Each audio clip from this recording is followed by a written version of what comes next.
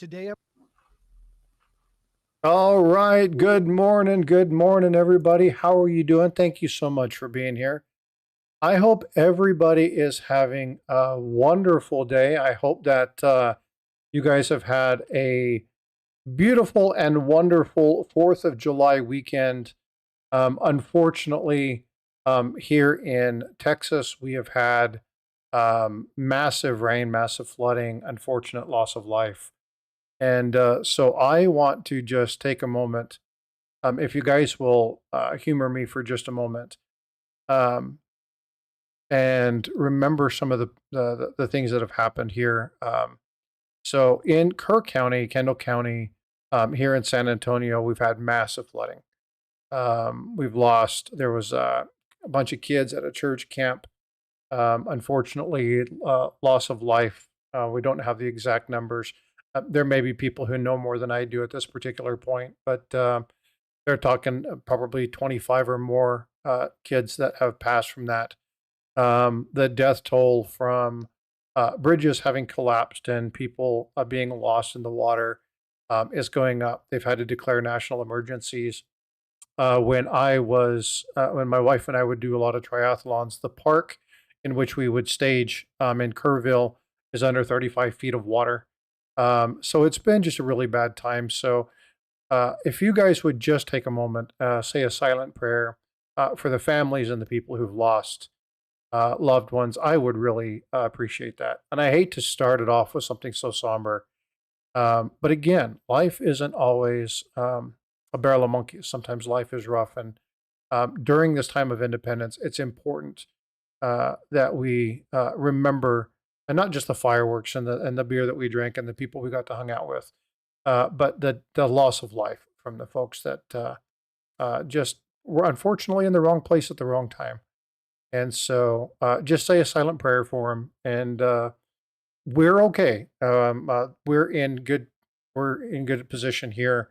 So the flooding isn't directly affecting us. We're not getting out and going anywhere. We're not taking any road trips. So we're safe on our end. But just want to make sure that you guys know Mad Stacker, him and I have talked. He's obviously over towards the Houston area. We've got some other friends that are more up north. So far, the folks that I know that are affected by this are all safe. So as far as the Coin community goes, I don't know of anybody who's been directly affected by this. But if you do, then please let us know so we can offer up prayers and any assistance that's needed. Because it's pretty severe. If you haven't been seeing what's going on in Texas, then you need to monitor and check that. So I wanted to just take a moment first off and thank you guys for all the support. But just to have a moment where you say a silent prayer for the people that have been affected by all this flooding. And again, it's not just here in San Antonio, it's all over the place. But because I'm so close to this, I just want to make sure that I bring that to your attention. All right. Well, I appreciate you guys. And good morning, Eric and Paula. How are you? Good morning. I am well. I'm tired. and I'm still full from all the food I ate. Good morning. Eric has his coffee and topped off. He's good to go. I am. Very good. So how was your guys' 4th? What did you guys do? Mine was great. It was busy, but Ate too much, and had plans to kind of get my drink on a little bit, and I ate too much, so I couldn't. I was telling the guys I had what are they called? Burnt ends? Burnt ends. Burnt ends. Oh, the meat candy, they were calling it. And it is. And I have a new favorite thing now. But I'm back on my diet today. So, oh well. It was fun while it lasted. Yeah, that caramelized meat is delectable for certain. That's true. Oh, and one of the ladies she just got back from Scotland. So she made this sticky Scottish sticky pudding or something with caramel drizzle and homemade ice cream on the side. Oh, it was so good. Yeah. So sounds like a good time. Yeah, it was. It was food wise. Very cool. There's 5 Frostbyte coins gift memberships. Hey, thanks, Eric. Eric just gifted 5 memberships. Thank you so much for that. Vote for Pedro, Rockzilla, Matt T, Jeff Davis, and oh man, Eureka. Yeah. So for those of you who aren't aware, we lost Sturika. That is a very sad loss. Very unfortunate. Kind of a fitting remembrance. But yeah, and then we lost Alden as well. So we've lost a couple members of our community this past week. So prayers to their families as well. All right, so let's get this back on a little bit more positive note. There, Eric, I appreciate the little shift there. Mike Noodle, what's up? Good morning, sir. Thank you so much for being here. Littlefoot, how you doing? Steve, looking for silver. I promise Oregon is not awake yet. How you doing, bud? Farmer Stacker, vote for Pedro. Hey, you just won a membership. Outstanding. Thanks for all the support, brother. Good to see you. Kane's Coins, g'day, brother. Azure, good morning, my incredible brothers and sisters. Hope you all are well. Yes, thank you so much, Azure. Appreciate the support. Coach, good day, sir. Hope you are well. Farm Dog is here. Auxilla. Rob's Numismatic Archaeology. What's going on? Good to see you. Thank you so much for being here. Matt T. Coins. And let's see. That's it. Yeah. What do you got? What are you showing us, Paula? I don't know. Stuff on my desk. It's just something to be on the screen. It's just something, yeah. Other than my fingers, my 4th of July fingernails. Thank you very much. Very, very festive. Very festive. I'm such a nerd. Oh, it's all good. Hey, so I've got a question for you. Do you guys recognize this coin or this metal? No, the bird looks familiar. Well, we're going to be talking about a little bit of this today. So today, the topic of conversation is going to be the coins or the metals. And I should have put metals on there. But again, when you're trying to build a thumbnail, sometimes you have to be simple. But the coins are the metals of independence. And the purpose for today is just kind of just a loose general chit chat to talk about something that a lot of people are looking forward to. That's next year, the sesquicentennial, the 250th anniversary of the signing of the Declaration of Independence. If you guys were on my stream Thursday night into Friday, the 4th of July, I talked about American history and the wars and the battles and went really in depth into portions of our history. Talked about some of the things that were happening during that time frame and what needed to happen. I also had a reading of the Declaration of Independence. Now, this is something else that I am going to be doing today. I'm going to play that one more time. And the reason that I'm going to play that is to, again, just reiterate what the sesquicentennial, the semiquincentennial, the bicentennial is about. It's not about the Constitution. A lot of people get that wrong. It's actually about the signing of the Declaration of Independence. And so when we look at that, I want to make sure that people understand the difference between that and what that is and what we celebrate for that. But there's something else to this, and that is when we look at the various medals, and I love this one. This one actually celebrates during 1926, which was the Jubilee. This is one of the commemoratives that came out, the commemorative medals during the Jubilee celebration. This is celebrating the Erie Canal. But for the first 100 years, we didn't actually mint coinage for the celebrations. It was always commemorative medals. They were always the metallurgical designers that were creating these medals. There were actually no circulating coinage that was changed. Now, granted, there were things from that, but Kevin, teacher is in an area where they're not affected by the flooding. So I know he's safe. I know where he's located at. And he's not in an area where the flooding is. So I haven't heard any of the folks that are in this region that are affected by this. So I can reach out to Teach. I can actually text him, but haven't heard anything about him being affected by this. But I appreciate the ask, Kevin. I really do. But again, what we're looking at here is just that the medals that were created during this time frame were all done during these these 50th, 100th, 150. They were just commemorative medals, and so you see a lot of these things that were minted during the time frame of our 50 or our 100 year, the centennial, and they marked the various states, and they marked different things that were happening. But what they did and I love this one. This is a great one. This is at the commemorative of the 100th anniversary of American independence. I love this piece. Very nicely done. Again, these medals, but it was all metallurgical art, right? It was just one of those things that was. Is that a medal or a so-called dollar? It might be a so-called dollar, but I pulled it up through metals under PCGS, so they could have that because some of them were so-called dollars. But just absolutely fabulous looking at these United States colonies' right to be free. Again, this was the centennial, the 100th year. Really just absolutely neat pieces. But again, we didn't see any circulating coinage until this coin came out.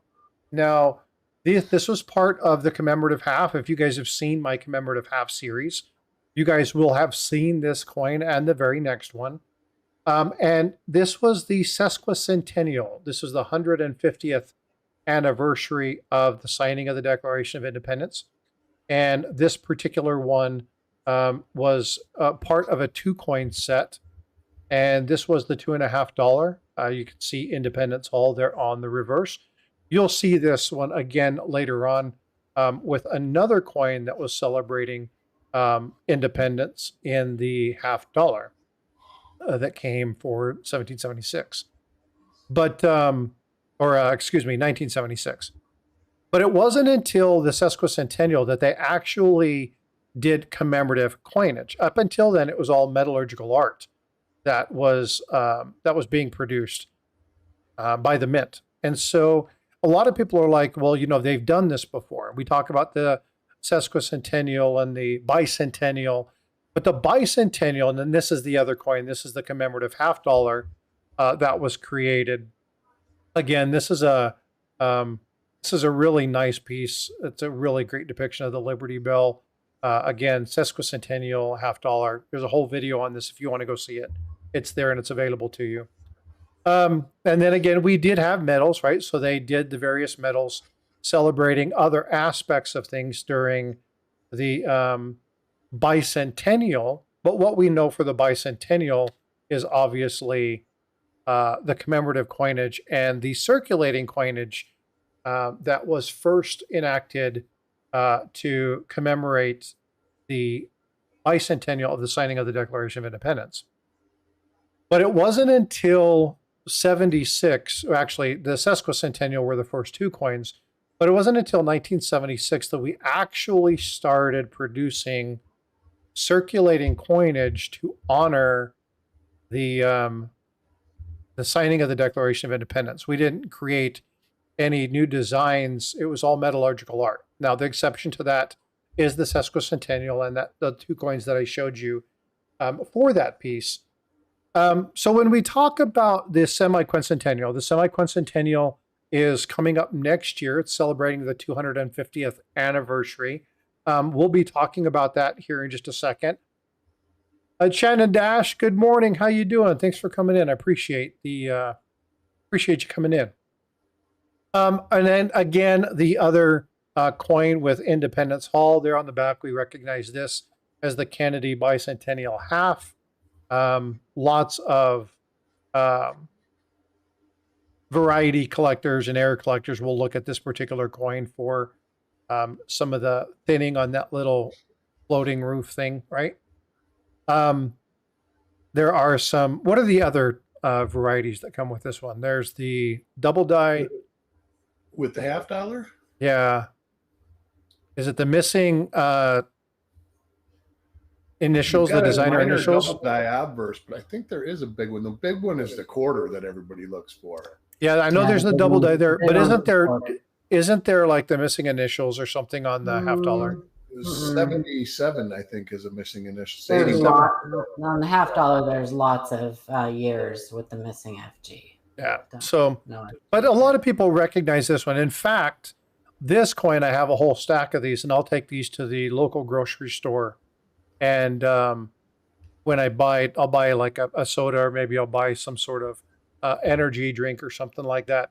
I'll pay in $half, and the kids always see these and they're like, "Oh my God, this must be so rare. Is this valuable?" And it's like, that's like, well, no, but if you want one, I'll give you one. And they're like, "Are you kidding me?" Like, no, you can have one of these, because you just don't see $half in circulation very much anymore, right? I mean, we do in the community, and we take them for granted because it's like, oh yeah, they're just a $half. But there's a lot of people that don't even know these are out there anymore, which still kind of boggles my mind that people don't know that like $2 bills are real, that 50-cent pieces are real, right? And then again, the last one, the one that people really think about when they think about the bicentennial, is the drummer. This is a large number of fake coin videos, and coins worth 10 million trillion dollars. They utilize this coin a lot for those AI fake videos. Frustrating, but there are some very, very, very expensive quarters. But the problem is, there are two really big double die obverses on the Denver. Yes. One gigantic one. One's great. Yeah, It's great. 101.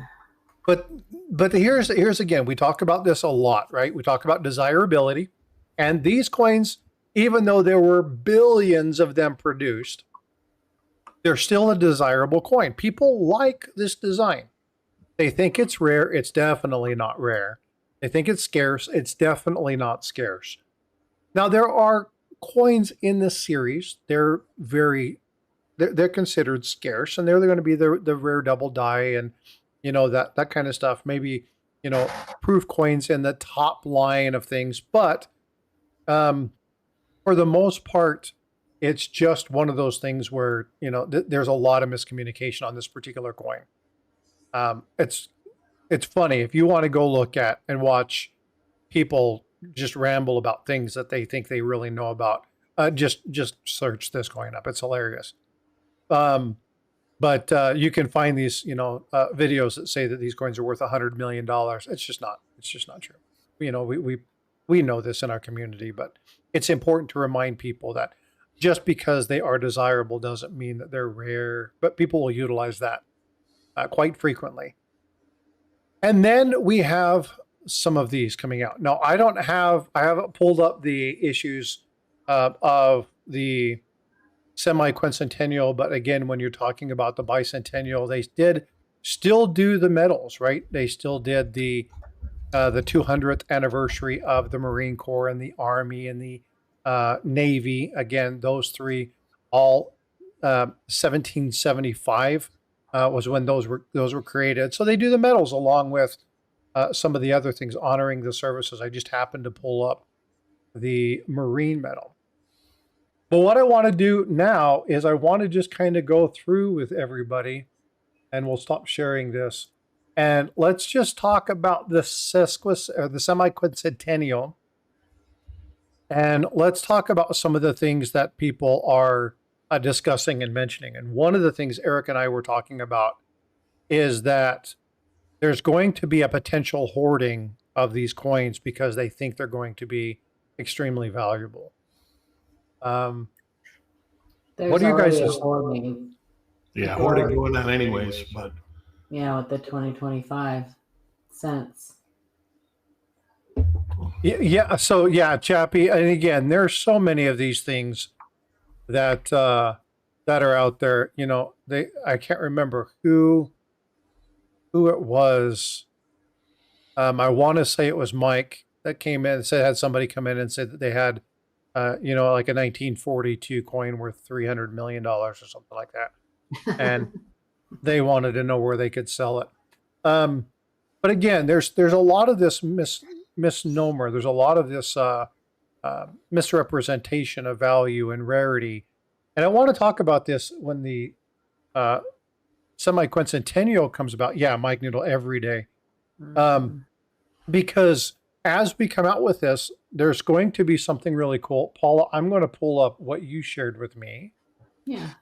If you guys aren't aware of this, and you guys are fans of Mercury dimes. Oh, by the way, speaking of Mercury dimes, this month, the coin contest for my channel is about the 1916D.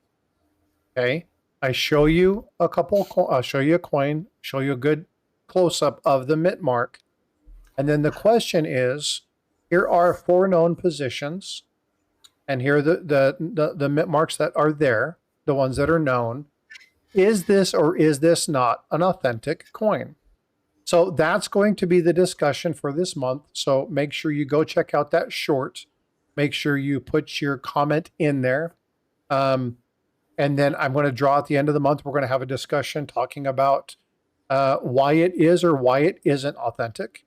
We're going to talk about the differences in altered mint marks versus added mint marks versus mint marks that have been removed. We're going to be talking about mint mark themselves, right? So is the right mint mark on there for that particular coin? We see this with the 1909 where people add the mint mark, but they add the wrong mint mark style. And so we're going to be talking about that in depth at the end of the month, representing this, and then we'll draw a winner. And then I've got a couple numismatic coins for the person who wins that contest. And so good luck, but go over there, check that out. And if you're watching and you haven't subscribed, make sure you subscribe to that, hit the notification bell, because when you put a comment in, I will tag you in that, and you want to make sure you're getting notified. So make sure you get notified of those things. So that's a little bit of a plug. Now, why did I say that just before showing this? Well, because the United States Mint just dropped some information, and Paul is going to walk us through this. So they were talking for a while about, we've talked before ad nauseum, I think, about the circulating coin designs. This makes me so happy. I know, except for they aren't really redesigning the cent and the nickel, but whatever. Yeah, anyway, let's not talk about that, that train wreck. So they are going to be doing some of the I guess, so they had people vote. People could vote on which of their favorite coin designs they wanted to see depicted in these special coins that they're going to be doing next year. They're 1/10 ounce gold coins. And they finally released the official design of the first one that they're going to be releasing next year. I think there's going to be 5 altogether. And the Mercury dime is the first one that they are going to be releasing. It's going to be struck at the West Point Mint. It has a little privy, that we're all so crazy about. And but it is going to be accompanied by a silver medal. That's the silver medal. Check it out. CAC is on there. Shameless plug. Oh, yeah, no. These are the designers. I know they're the designers' initials. They're just being a smart aleck. I know. In fact, I think that these might have been the initials of one of the designers in the designer initial contest that they had. That I won a gold coin. Anyway, so yeah, I don't like this. That's my official take on that. So you know what this reminds me of, and again, and this is I feel bad for the metallurgical artists because again, they're very talented people. Unfortunately, if you look at things like Fenrir, right, those really nice 2-coin pieces that they put together, this looks like a really sad attempt.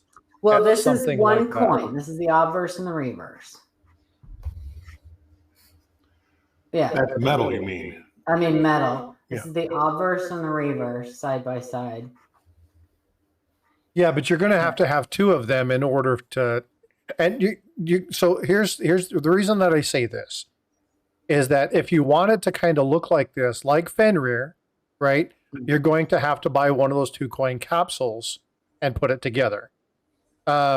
If you want it to actually show the design. My thing is if you don't do that, why in the hell? Yeah, exactly. Very vanilla, right? Why in the hell would you do something so mediocre? You guys know what's that Mad Max Beyond Thunderdome? What's the one with Furiosa? Where they have the Lost Boys are the shiny and chrome, right? Yeah, I know what you're talking about. What's that guy's name? Immortan Joe, right? This is an Immortan Joe mediocre. It's just not. It's just not that good looking. It looks like she's trying to get out of the bathtub. She's got one of those handles on the It's kind of mermaidish on the bottom, isn't it? Yeah, it is kind of mermaidish. Yeah. Yeah. Thanks, Wolf. That's exactly Mad Max Fury Road. Yeah. That's Immortan Joe. Mediocre. But yeah, this is. I'm really excited about this. Paula mentioned that, and I was like, I saw that, and was very happy. I think this is. There are very few things at the Mint that I'm going to chase. I just don't. I'm not very happy with stuff going on. I tried to pick up the Army Privy, and I got that same message that I always get with my account. Oh, congratulations, you've done it. And then I get notification that the coin's been sold out. And then people tell me 2 days later that they were able to purchase it, 3 days later. So I've kind of given up on the Mint, but I will be seeking this particular one because it's a good looking piece. And it says, stay tuned as we plan on revealing one new design in our 2026 Best of the Mint series each month, starting July 4th. So next month they will show the second one. And I like that they did them in 1/10 ounce gold because I think that that's going to make them, I mean, depending on what they charge for them, which is usually like 3 times the... It'll be a $500 or $600 coin. Minimum. So Yeah. I think it'll be more like $750. But it still will make it more attainable to more people. So I do like that. And I think if you guys were wanting, off topic here for a minute, the Army Privy ASE, they went back available. And, yeah, I did a short on that saying that you could go back and get those. Yeah, I think they're still available. So yeah, they were they went offline for about 12 hours and then they came back and I think they're available again. Mike Noodle says, can I raise a thing? If they make them 24K, they will be undersized, just like the 2016. Yeah, so the 2016 1/10. Yeah. Pedro. Yeah. Good morning, everybody. I don't think I said good morning to anybody. So good morning, everybody. Yeah, it says it'll be a 1/10. But I understand what Mike's talking about because the 2016 Mercury Dime Freedom Medal or whatever that one was, it was actually smaller. So even though it's going to be a 10th, it may be a smaller coin. But it's got everybody's favorite little privy. They could have done without that, but whatever. CT87, good morning. How you doing? Hope you're doing well. Thank you all for being here. If you're watching and you haven't already, consider subscribing to the channel. It's free for you, but it does help out the channel. And again, there's only 160 more people needed for that 6K mark. So I would like to get there soon. So again, I appreciate the support. Really do. I just don't like this. But you know what the reverse looks like? The reverse looks like the Superman medal. It looks like they took the. Is there a windmill in the Superman medal too? I don't know. It looks very Kansas. Yeah, very Metropolis. Yeah, it's just weird. Yeah, it definitely does. You know what though? I think forever I'm going to call this the bathtub coin. No, I'm never going to get that out of my head. Because now that I look at this, I mean, even look at the line. You can see the line there at her head. Looks like the little raised bathtub thing. I'm never going to get that. This is going to forever be the bathtub coin. I'm going to coin that, right? Oh my gosh. I know. And this is where, and folks, I want your opinion. Please be putting your comments on this stuff, because if we don't like the designs, we really need to be telling them, you know, hey, your collectors think you guys are being a bunch of hose heads, right? Why would you put a lady struggling to get out of, I mean, you know, what is this? She got her shower cap on and everything. Yeah. Again, I understand the representation. Gateway Bros, thank you so much for subscribing. I appreciate that. Getaway Bros. Yeah.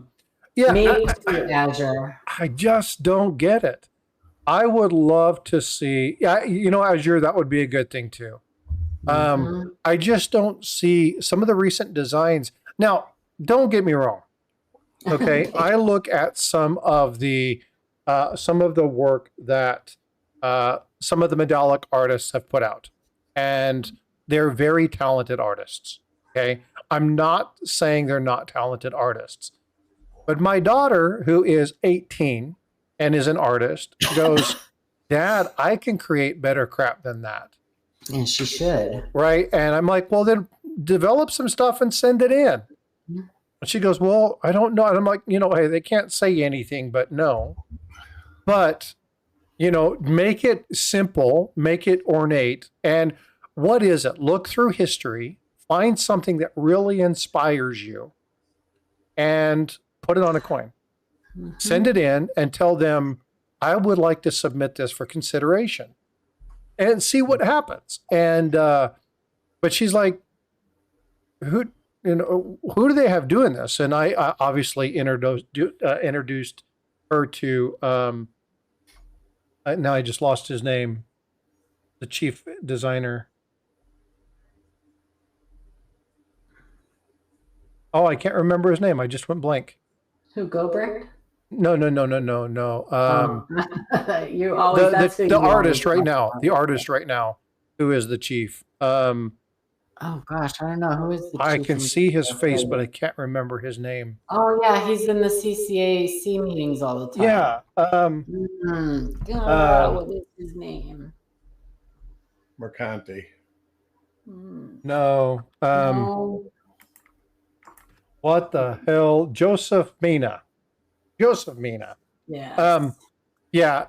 And showed, you know, some of the stuff that he's done, and kind of walked through some of the medallic art and some of the cool stuff that they've done. And she's like, oh yeah, he's talented, right? And it's like, yeah, it's like, well, why did they choose that, Dad?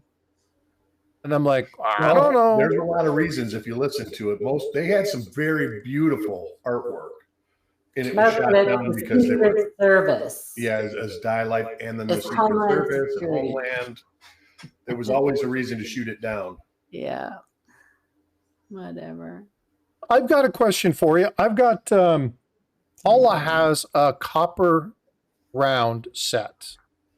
Okay. Now, Mike, you're out of this. Paula is out of this. Eric is out of this.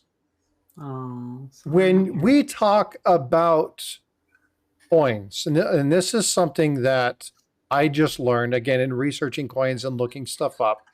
I'm going to be doing a giveaway, and Paula said that I could do this, so I'm not giving away her stuff. You can. I was looking up and found a word. Now, when we're talking about numismatics, there's words that mean different things. And I came across this word, and Wolf Metals, why does everybody besides Frosty echo? I'm not sure. Oh. Are we echoing? Do you got your noise cancellation off in Restream?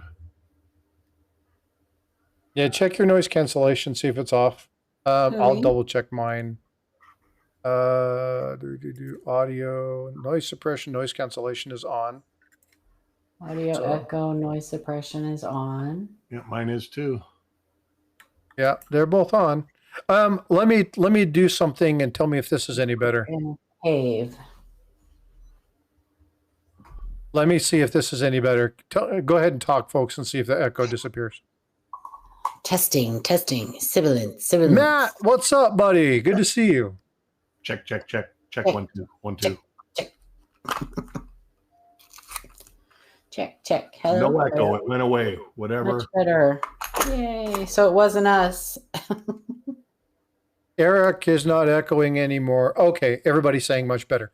I think it might be something that Eric and I talked about the other day. I think I'm going to have to start wearing headphones because of the way that we have a setup. So I'll make sure that I invest in that. All right. So another question. By the way, we have a very special guest here today. I hope we see him more. Flying Dutchman's here. So what's up, Flying Dutchman? Good to see you. Flying Dutchman. Hello. You guys know who Flying Dutchman is? No, that's not who you think it is. It's not Matt. If that's not Matt. That is not Matt. Are you sure?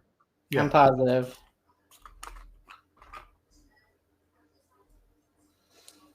Wrong guy. Oh, okay. I'm sorry. But he's special anyway. You are welcome special. for being here. Okay. Stephen Rose, what's going on? But how you doing? Good to see you. All right. So the question is this. When we talk about when we talk about the coins, like the one that I showed with, let me pull this back up. The one that I showed with George Washington and dagnabbit, what's his name? I don't know.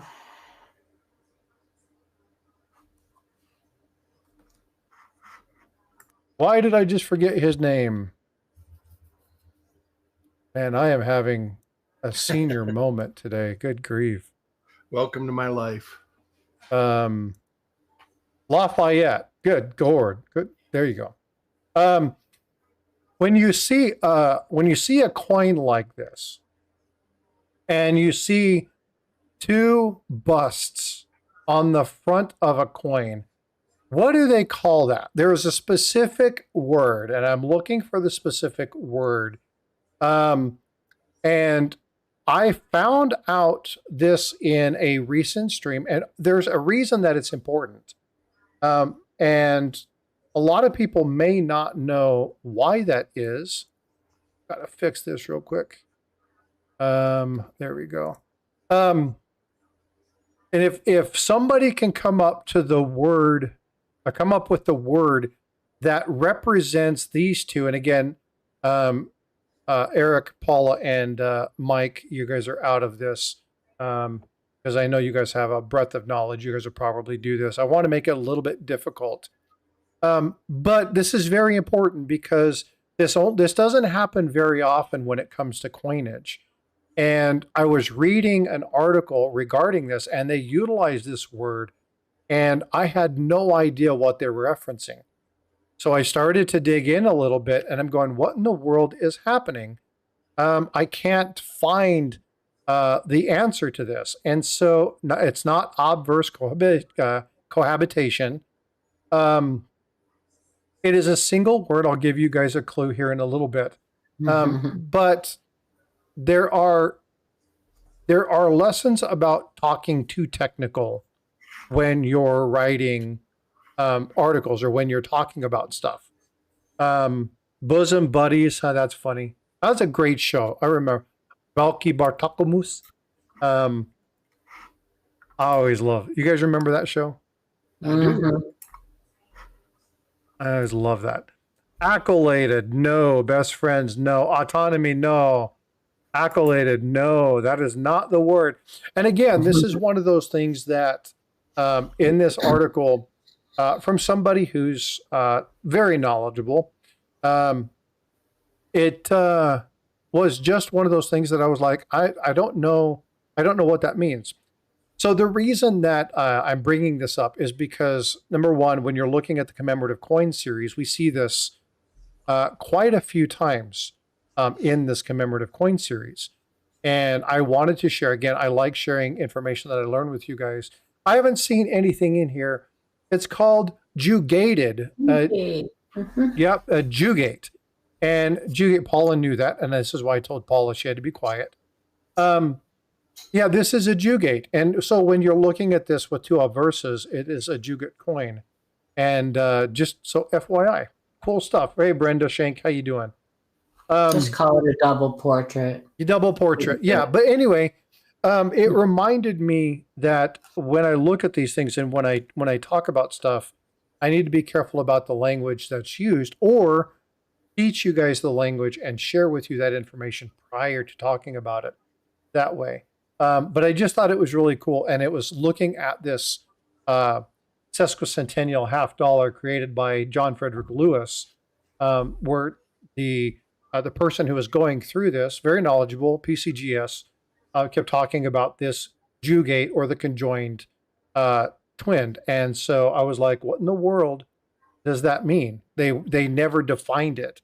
And I finally figured out what that meant. And I was like, oh, that's the official term. I never knew there was an official term. I'm going to go grab some coffee. I'll be right back. Yeah, never knew there was a official term for the two busts on a coin. So there you go. Just a little piece of information. We did come up with some good answers. That is correct. You guys did come up with some good answers. And I will still give something away. Conjugate. What is, yeah. And now he's playing with words. Get it? Conjugate. Yeah, there you go. Fun stuff. Now he's talking about, if I'm not mistaken, Lafayette. Correct me if I'm wrong with that one, but I think that was a educate. Yeah, okay, see. There he goes. Now he's on his dad kick. This is the Jugate family. You know what would be actually funny, Mike, is to assign names to all of the Jugate coins. And so one would be Con, one would be Ed. That would be really funny. And then you could go say, hey, did you find Ed lately? Or, had Ed come into the shop or whatever. I think that would be a fun inside joke. Jugate. Oh, too much fun. Now people are going to be looking up all the different Jugates. Fun stuff. Good stuff. Were you going to give one of these away? Oh, I'll find something else. We'll give it away before the end of the day. Give it away now. But you guys did come up with some great answers. I am going to do this. I've got 3 packs. And if you are a member and you haven't received, hold on. I didn't get my chip yet. It's in the mail. You should have it pretty soon. I want my chip. If you haven't received this, that's the front of it. This is the back of it. Let's put those over here. Very cool. This is my poker chip, and this is one of the channel rounds that I have. I just got in some new stickers. These are for Tiger and Mai's program for Stack Collector. If you guys are members and you don't have one of these, send me an email, and I will get these out to you. All my members should have these. If you don't, let me know and I'll make sure that you do that. And then moving forward, when somebody signs up to be a member, now I'm not doing it with gifted members. If you're a gifted member, that's been the thing. But if you sign up for it and you're a member for everything I do is 2 months, right? So if you're a member for 2 months, then I will make sure I send you a channel round and a sticker pack. But I am going to be giving away 3 of them right now. And so I want Eric to come up with a trivia question regarding a coin that can be fairly easily searched. I want Paula to come up with one, and then I want Matt or Mike to come up with one. And then I'm going to pull the answers. I'm going to randomly do this, and then wait, what am I doing? I want you 3 to come up with a trivia question, and we're going to ask those. And so, Mike, get your question. I'll tell you when to put it into chat. Frostbyte will be hand delivering your channel stickers. Are we doing this today? Say again? Are we doing this today? Yeah, we're doing it right now.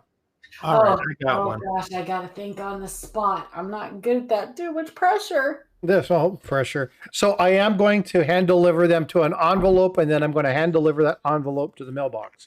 So as yours right, I will be hand delivering those today. So Mike's laughing. Ha ha ha. Okay, so Eric. Yes. Let's do a trivia question. This is open to everybody. All you have to do is just put your answer into chat, and I will randomly pull those names. I'm going last. Are we ready? We are ready, and so I'm going to put in go, and that will tell us when to start. So go ahead and fire it away. When was the last circulating penny with an S mint mark minted at the San Francisco Mint?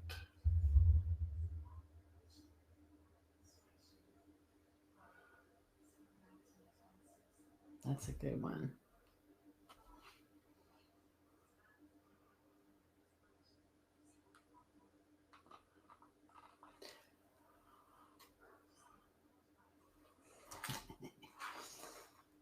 All right, we got a couple different answers. What's up, Steve LaPointe? How you doing, brother? Seeing a couple different answers there. 74, 82, 76. Seeing quite a few numbers come in. Red Silver says 2025. Remember, the keyword there is circulating. With the mint mark. Yep, the keyword there is circulating. And again, folks, we have 2 streams going on, so your name may show up in a different position. I will be taking this from my list, so just be aware of that. So when I put these in here, you'll see that. So I've got to share. The question is, when was the last circulating Lincoln cent with an S mint mark minted at the San Francisco Mint?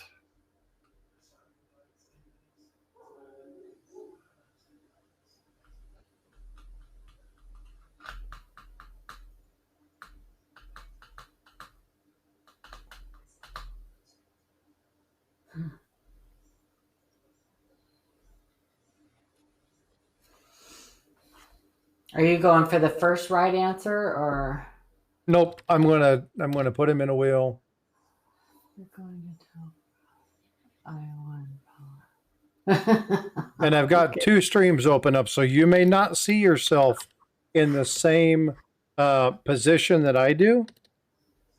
But we're taking it from mine, and I'll take a screen capture if anybody needs to see that.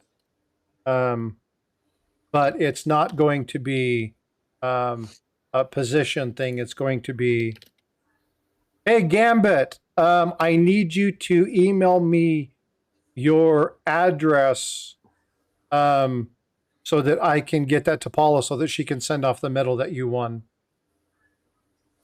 2 of them. Need a quick AFK, Frosty. Yeah, no worries. They're just copper rounds. We'll give it just a second more. I'll probably What's up, Angry? I'll probably pay more in shipping than these are worth. It's okay.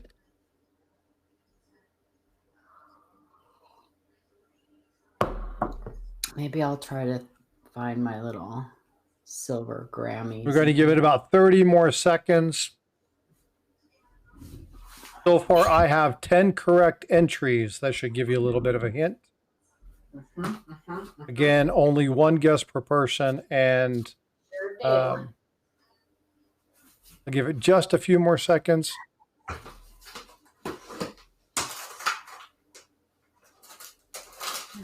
Silver Grammys.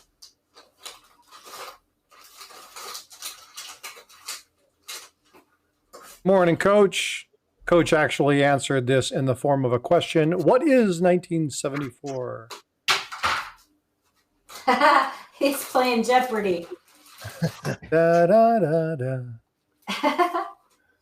All right. Well, we're going to go ahead and throw the stop in.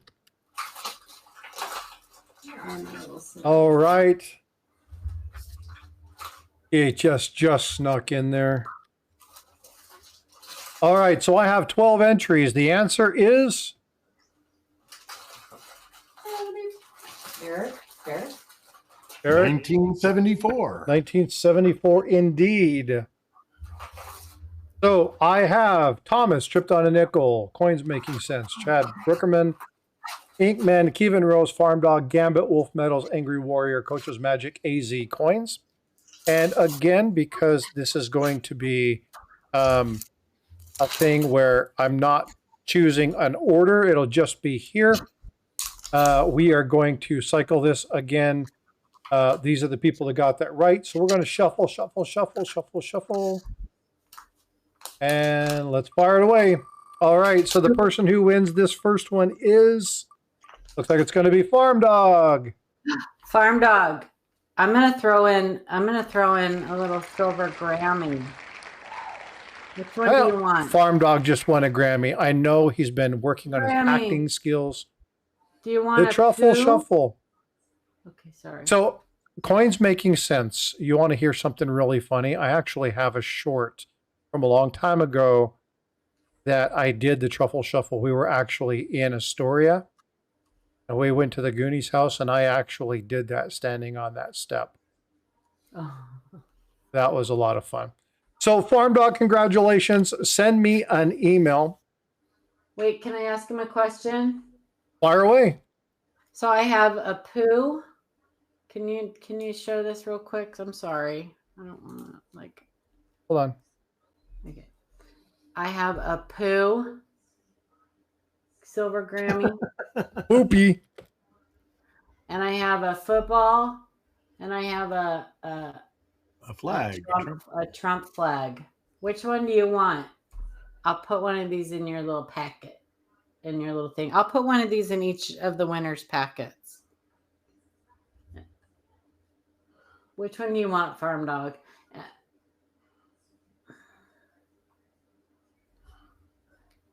Come on. I haven't got all day. Sure you do. A flag. Okay. You got it, Toyota. Okay. So Farm Dog won that one, you said? Yeah, now remember, they're getting a sticker pack as well as one of my poker chips. Yeah. So are you giving away stuff to all three of these, or is it just going to be mine? Yeah, I'll do, well, yeah, we can do all three. It's just, I just need to put more together then. So just let me, yeah. No worries. So Farm Dog, if you'll do me a favor, send me your address information. I probably already have it, but just send it to me, and then I'll forward that on to Paula, and you'll get 2 separate packages. Again, anybody who's subscribed, you can put stuff in chat. Everybody's going to have the opportunity for the next 2 giveaways. So if you want to do a part of it and you're sitting there listening, you want to enter stuff in there, subscribe real quick, and then you'll be eligible to do this. Because all you got to do is just enter into chat and have the right answer. That's easy. So send me that email. I'll forward that on to Paula, but you're going to get 2 packages. You're going to get one for me and then one for Paula. I'm sure I have yours, Farm Dog, but send it to me anyway, please. Well, just send it to me, and I'll just forward it on to her. That way you only have to deal with one time and we don't have to give There you go. everybody else all your information. Thanks, Farm Dog. I definitely appreciate that. All right, so let's close that. Let's clear that up. And Paula, have you come up with a question yet? I did. Okay. And I'm sure. So hold on just a sec. Let me put the go in.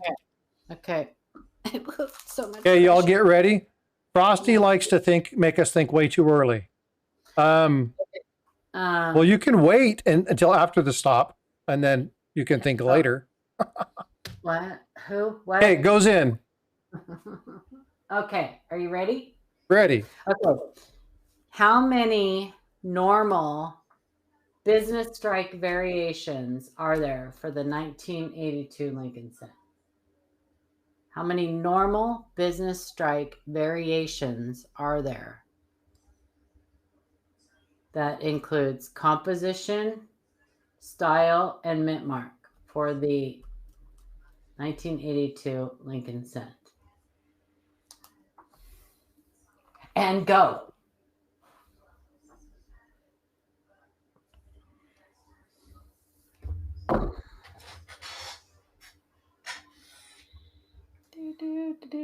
Isn't this thing cool? I had to order one of these. What is that? I didn't even know it existed. Oh, it's got the dog tags in the middle. That's actually really nice. It's got the dog tag and the metal, and I think this is clad. It says silver dollar. It does? Where? Right under the word soldier. Oh, it does say silver. Okay, well, it's silver then. Anyway. Mint mark. What does this say? Dollar. Yeah, oh, it is silver. Okay. Who knew? Isn't that cool, though? I just thought that was so cool. The little dog taggy. Anyway. Keyword in her question was normal. Normal. The keyword was normal.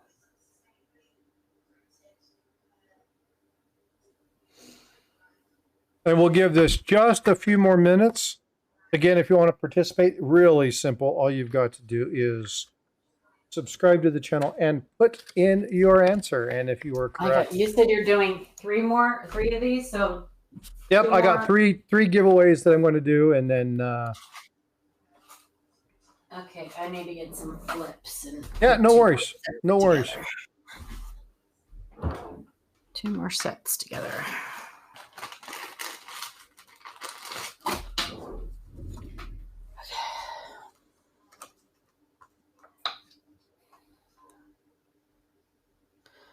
And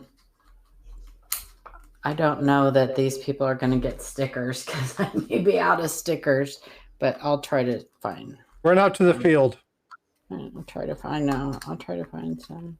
There's only a couple people who probably got that. I don't think they care. They're just like, give me the copper and the silver Grammy.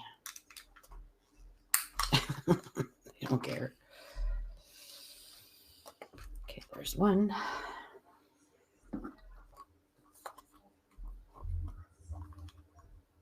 Hey, Dan, did you ever send me your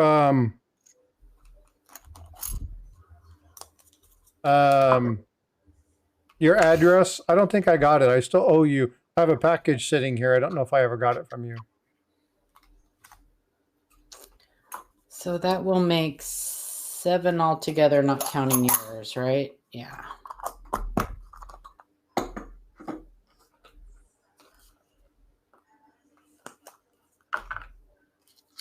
We'll give it just a few more seconds. You want to ask that one more time for anybody who might be hearing this late? How many 7 normal business strike variations are there? Oops. What? You kind of told the answer while you were asking your question. How many? What? How many normal? Oh, I did? Yeah. What did I say? So we're going to put in the stop.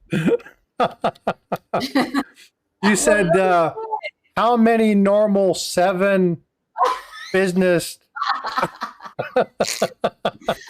That'll teach me to read and talk at the same time. I was reading the chat. That was funny. Whoops. You're welcome. Okay, sorry. Yeah, you were like, how many normal 7 business strike? Yeah. I'm sorry, I had to laugh because that was like classic blunder. Oh my God. Absolutely beautiful. Don't ever buy one of those 82D small date cappers off of eBay. There are literally hundreds of them right now. And there's only 3 verified copies known. Yeah, there's not very many. Yeah.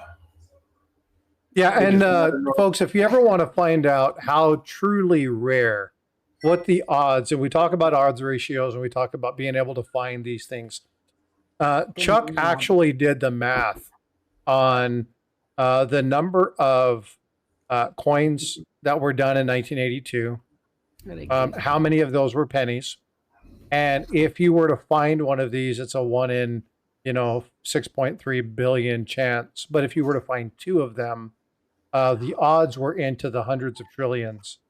And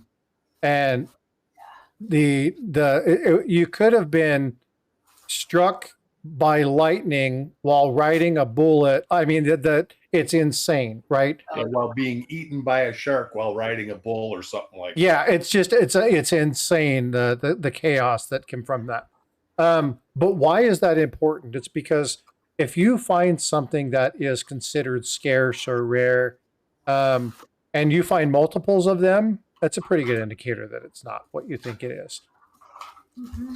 All right, so we have 14 entries on this one. I did put in the last 2 people that just were below the stop just because it was there. But it's going to be Kevin Rose, Jack Riley, Opus, Inkman, Dan McCumber, Coin Making Sense, Flying Dutchman, Wolf Metals, Angry, THS, Ant, Robert Bruce, Bad Idea, and Brenda Shank. We're going to shuffle. And we're going to fire this off. And the winner for this one is going to be, nope, there's something wrong with the wheel. I got to redo that one. Jack Riley, congrats, brother. Jack Riley, congratulations. Rigged. Which one of these little silver Grammys do you want, Jack? Hold on, let me pull you back up. The poo. Okay. The football or the Trump flag bar. It says surprise him. Surprise you? Oh, well, okay. All right. Hey, Jack, did you get your coin wallet? Your little coin wallet. Oh, that's pretty cool. These are great to take to coin shows, by the way. There's 24 slots. You can put your little, but don't put your coins directly in these. Put them in flips. Put them in a flip, yeah. Because those contain PVC. They certainly do. And I wouldn't leave my coins. Don't leave them in this, no, because even in a good flip, I wouldn't leave them in there. Yeah, we don't know if it can leach into your flip or whatever, but yeah, they're great. Anyway, okay, I'll surprise you, Jack Riley. All right, and then the last one is going to be Mike. Mike, do you have your trivia question ready? Now, he's not going to be able to read this one, so I will read it for him. Let me know when you're ready for that, and then I'll fire off the go. Good morning, everybody that came in late. Lurkers.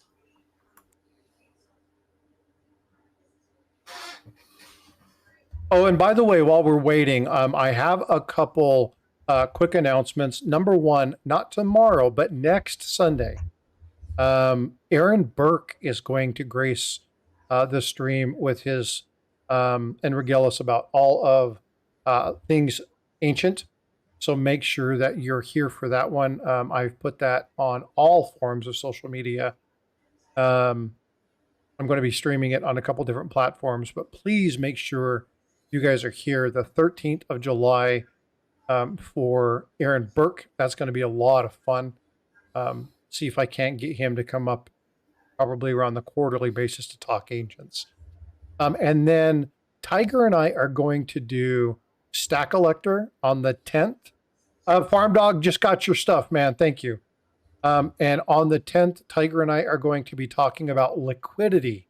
Liquidity in your numismatic coins. Following that, we're going to be talking about some other things. But make sure you do that. I've got a couple requests out to talk to some people regarding that that work in coin shops. And then Eric has a couple reveals. Are they today or tomorrow? At least one. Got at least one. So go check out that reveal. It depends on the boss. And then we have are you guys doing something this week, Paula?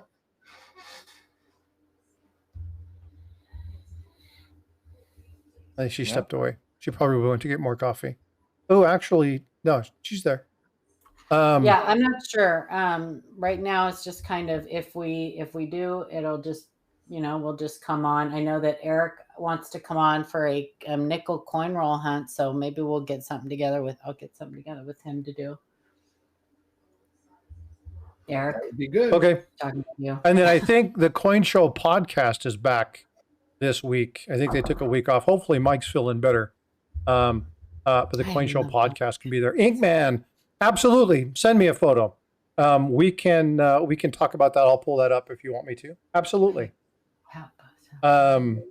Inkman, Jack wants to know if you're trying to attribute it. Okay, go ahead, Mike. I have put the goes in there. Go ahead and ask your question, and then I will read that out loud to everybody. So there's a lot of cool stuff coming up this week, so make sure you're staying tuned. In what year did the U.S. Mint not make a 1-cent coin? In what year did the U.S. Mint not make a 1-cent coin? Oh, are you talking about a large cent or a small cent or what?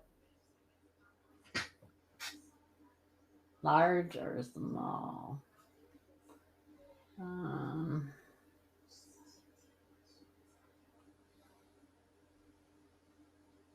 Uh-oh.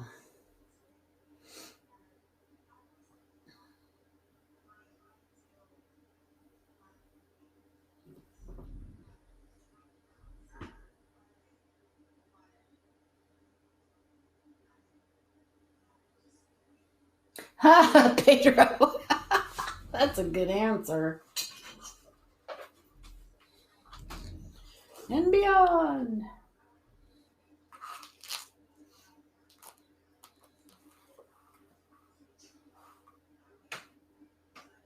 I don't even know the answer to that one. I thought I did if he's talking about the Lord Jesus.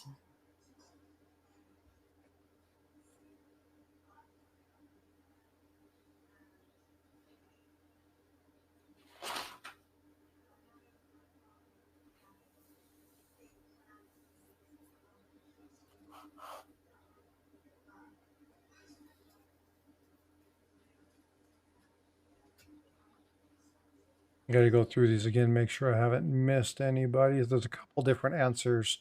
1815, 1814, 1812, 1975, 2026, THS, that's funny. 1823, 1908.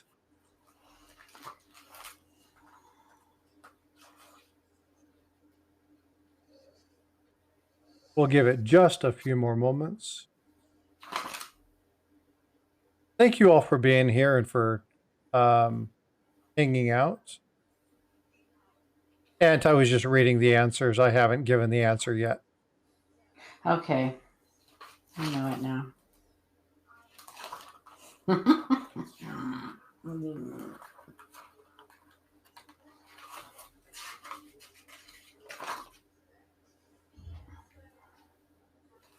All right, we're going to give it just one more second, and then we're going to stop this, and then I'll have him put in the answer.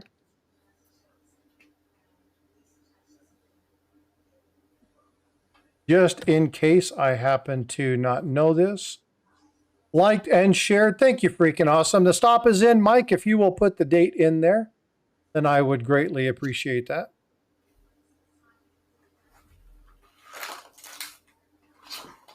Can I say what I think it is before he does? Yeah, fire away. So, yeah, never mind. He put it in there. That's what I just looked up in the red book. Your red books come in handy, you guys. They do indeed. Red books come in handy. So the answer is 1815. I just realized that I just had all up. I do have those people in there. The people that are there is Jack Riley, Gambit, Chad Brookman, Thomas tripped on a nickel, Kim Campbell, Opus, Wolf Metal, Ant, Flying Dutchman, and THS. Unfortunately, Jack has already won, so Jack's not going to be able to be in there. So I'm going to remove his name. I'm going to shuffle. Thank you, everybody, for being here.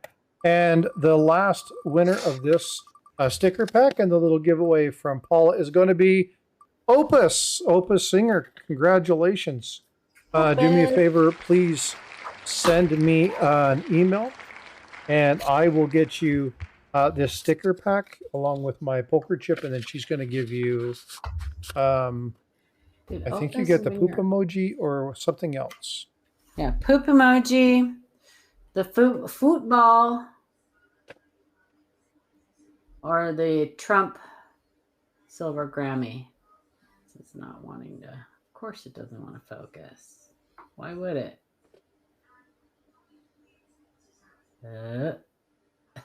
Anyway, you get the picture. Which one do you want, Opus? There it goes. And there it goes.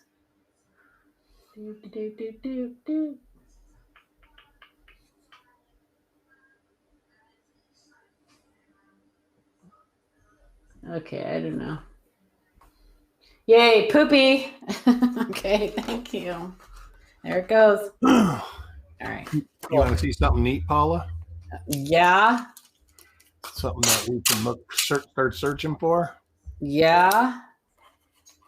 You want me to pull you up?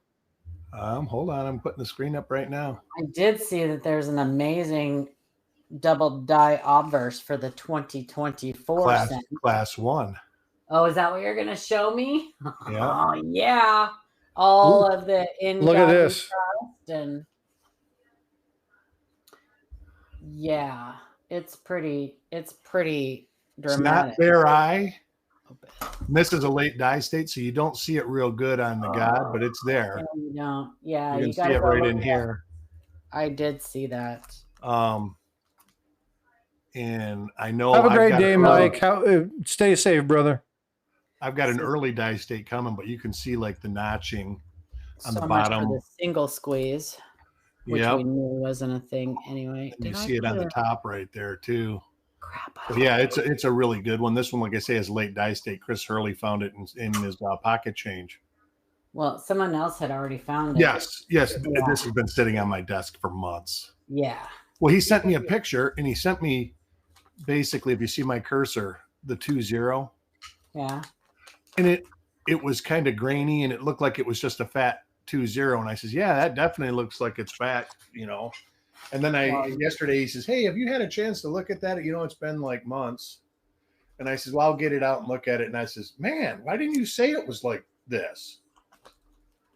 And he says, oh, but for my here, let's look at the investigation. It looks like the examples being found were found in Louisiana, Georgia, and South Carolina. Of course they were. Why wouldn't they be? So hang on. I want to pull up and show you guys. I want to show you guys what an earlier die state looks like. Yeah. Variety Vista's got an earlier die state listed. Yeah, I'm going to share my screen. Share. It's pretty fantastic. Frostbyte. Hold on, I'm pulling you up. Just a sec. So, like I said, I've got an earlier die state coming. No, I shared my screen. Oh, it's in. There you go. There. No, that's not the right one. There you go. It's pretty dramatic.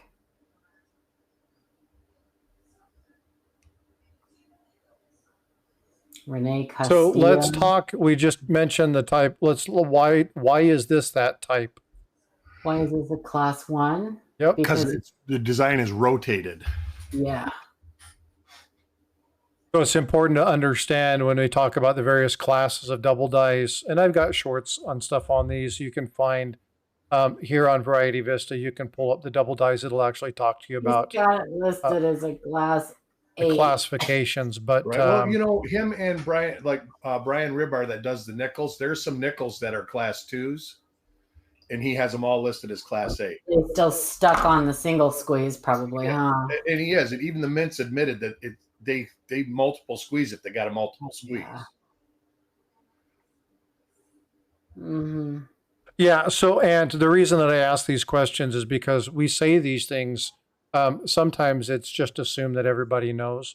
I want to make sure that we reiterate some of the very simple points so that people understand when we say class 1, why is this a class 1? What is it about that that he makes had this a like class this. 1? You can't tell, but he had mentioned something about there being a rotation from the ear or something like that in the description. But I can't see it. This is a late die state coin, so from the ear. What do you mean? I like he shows the ear right there. And somebody was saying that they're saying it's class 1, but I had Chuck look at it and he was like, well, and then he looked, he goes, man, I'm awake. And he goes, where did you get this from? Yeah, he says, this is huge. He says, this is a class 1, blah, blah, blah. And I was like, you know, and then I told him the story. And so I'm sure he's on the hunt now. Yeah. So, and like I said, good morning. I know I've seen 3 Facebook posts and some eBay posts of it, and everything's in like Louisiana, Georgia, and South Carolina.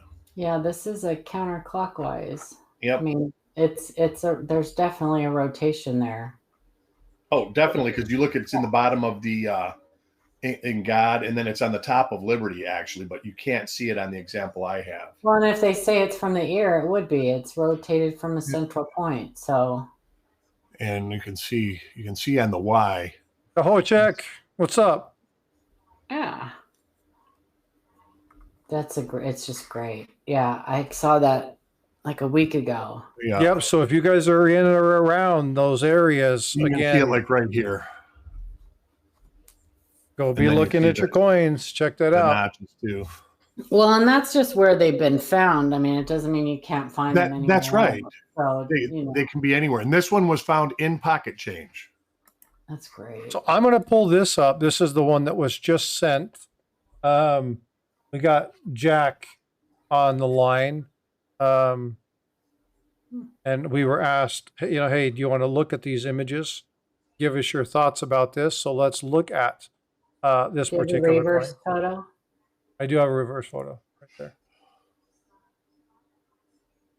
Looks good to me. Nice little die crack. Looks like it struck through maybe up here. No, those are just scratches. Is that what that is? Yeah. Huh. They're just scratches. It's probably got an old cleaning. Yeah. Maybe. Nice die crack there.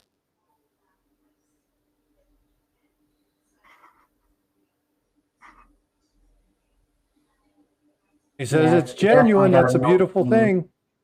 It's definitely got an old cleaning. Yeah.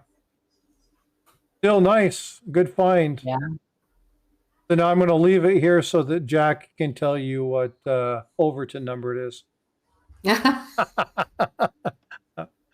Because Jack loves to do that stuff.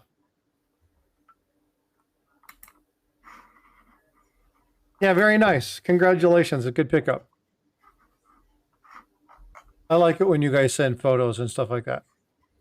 The cat busts aren't Overtons? No, they are blah, blah, blah, blah. I don't know what I'm talking about. Which ones are the Overtons? I'm trying to think. I thought the cat busts were the Overtons. No.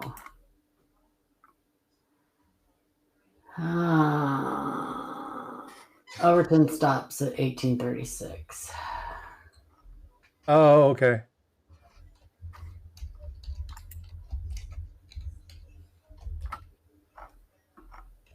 Wasn't aware of that. What was the date on that?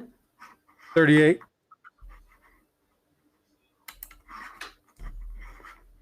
I don't know. So they are, hang on.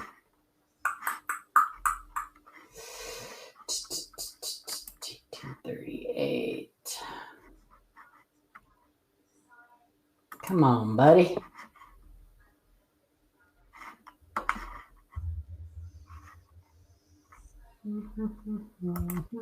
Hey, Eric, how you doing, bud? Good to see you. Oh, what does that stand for? What does what stand for? GR. Yeah, GR. What does that stand for, Jack? Hang on.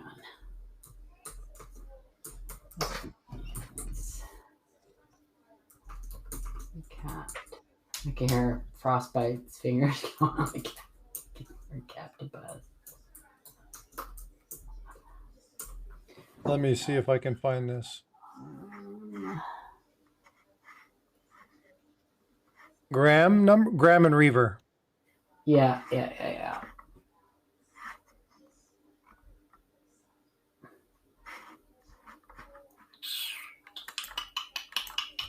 I've actually never heard of that before. I'm not familiar with them. Or is there a good resource? Yeah, hang on.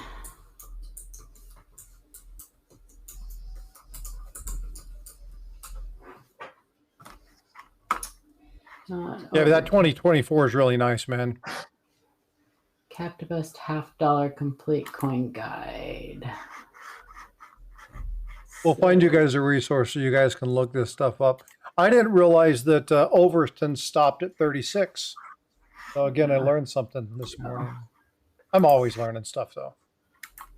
Every time you guys are on, every time you guys talk about this stuff, I learn something.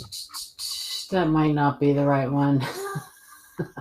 Hang on, specs, vintages, census, series highlights. Oh, you want to hear something fun, Paula, talking about this? Yeah. So if you guys ever want to go to look at things like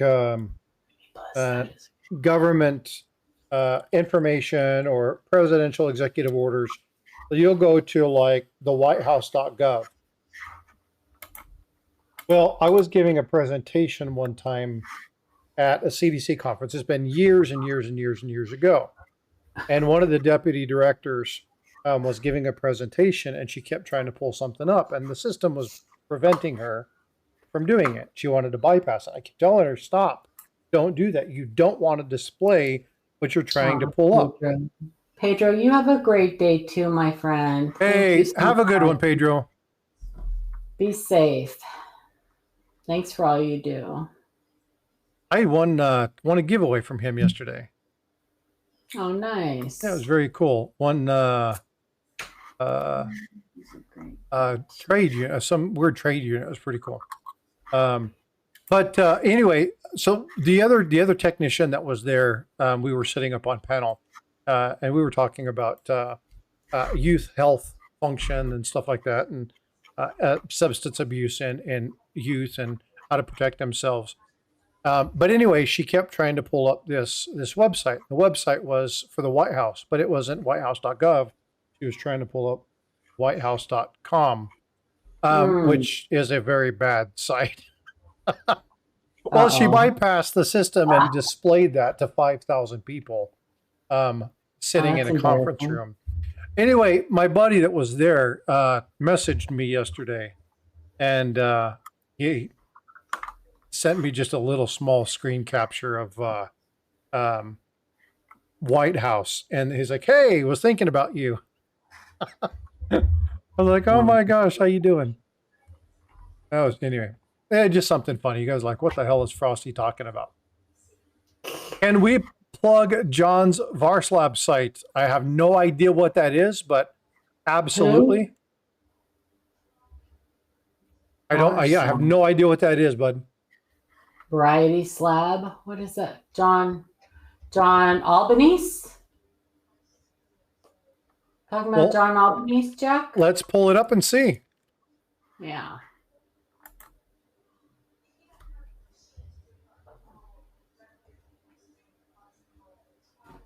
Baumgart. Okay. I don't know that site. I don't either. Do I, Jack? Maybe I don't think I do. I don't know anything about it. I can pull it up and share it. But I know nothing about it. You want to type in chat a little bit about it? I know you don't like to do the live things, so you don't want to come up on panel, but speaking of John Albanese, Gray Sheet and Whitman on YouTube did a great interview with him yesterday. I think it was yesterday, the day before. I will share. Let me pull this up. And then they had Hunter on. Oh, yeah, that's exactly what I was about to show, Jack. And looking at the site. So they do have something really cool. So this is the site. Again, just for the sake of informational purposes, we're not related or tied to this site in any way. We're just showing it. But if you go to this site, the Variety Slabbing Service, and you click on resources, there are tons and tons and tons of great resources, all for attribution. Oh, yeah. Livecoin Q&A's got something like that, too. Yeah, you do. I'm just saying. Anyway, we do. Yeah, so. On our website. Let's pull that up.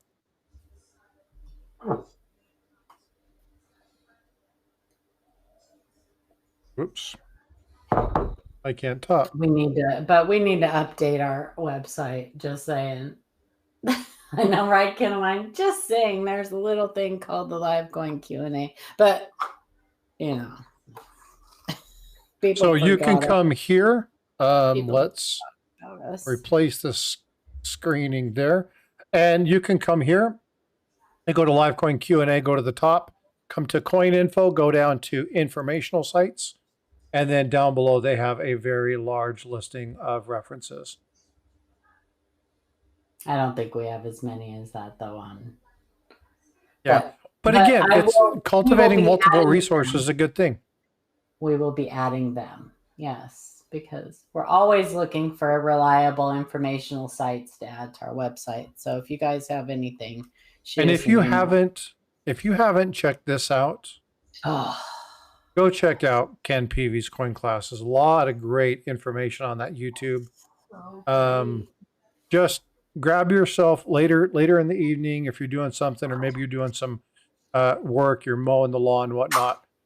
Put it on your phone, put it on your headphones, and just listen. You'll hear a lot of good information. You'll find yourself stopping and looking at your phone a lot to figure out what he's talking about, what he's actually showing and stuff.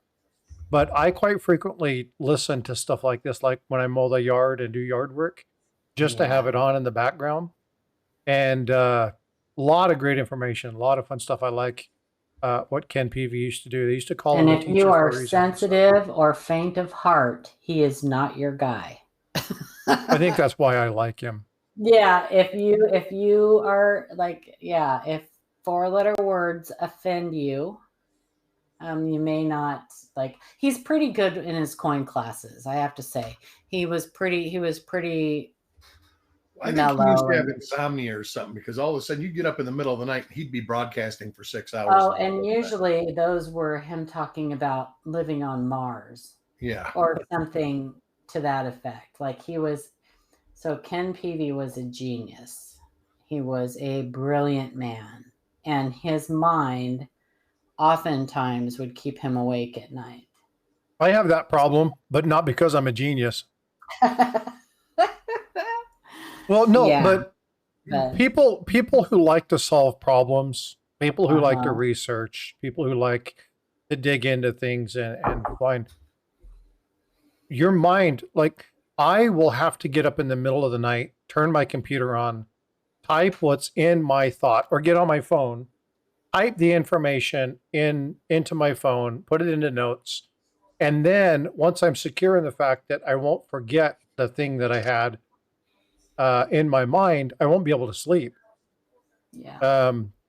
And that's just somebody who, you organize and do stuff like that. Well, ketamine, it doesn't even matter. Yeah. I take, right, because I have issues sleeping. Pushing pills. And it's one of those things that and sometimes it is process. There are times where I will be working on a problem all day long, and I'll be at work and I'll be digging through stuff, trying to figure it out, trying to find solutions. And I will not be able to come up with the answer. And I'll wind down, lay down in bed, and at 1 o'clock in the morning, wake up and go, I know how to do that. Mm-hmm. I will have to get out of bed and immediately start digging into that. And fortunately, I have a wonderful boss who's like, as long as you're active, you're working. And we have to log into a system, and so they know what I'm doing and during that time frame. And there's plenty of times where I just wake up and go, I'm working, like I'm going to work. I'm going to get it done. Yeah. And so, but there are some people whose minds never shut off. And Ken was one of those people. Oh, yes. And you could see that when he was talking, and it would just go and go and go and go and go and go and go. But you could understand, notepads on your nightstand. Mine are usually problem related because of what I do as far as work goes, but I have to do that. And so it doesn't matter if I'm on a medication, like I said, taking something for it, still causes me to wake up in the middle of the night. Landscape link. Oh, okay. Did somebody? Good morning, Elsa. How are you doing? That is true. Can somebody put the landscape link over in the portrait chat? They're looking for the landscape link.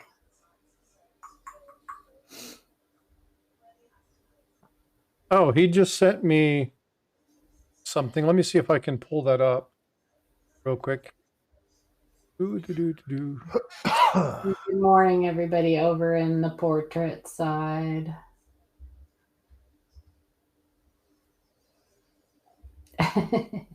Hammer, right, Ketamine? Just, get somebody to knock you over the head.